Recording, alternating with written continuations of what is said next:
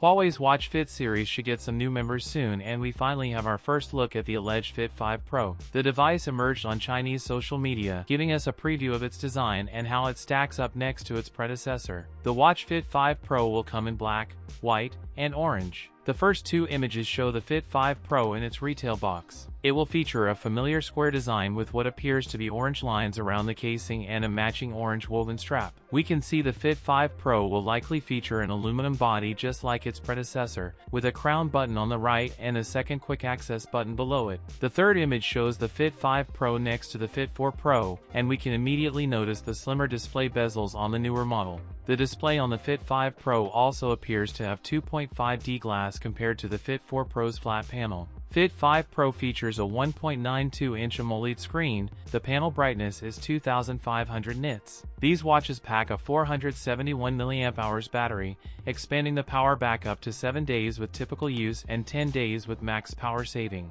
That's it for today's video. If you enjoyed it, don't forget to like, comment, and subscribe for more content. Thanks for watching, and I'll see you in the next one.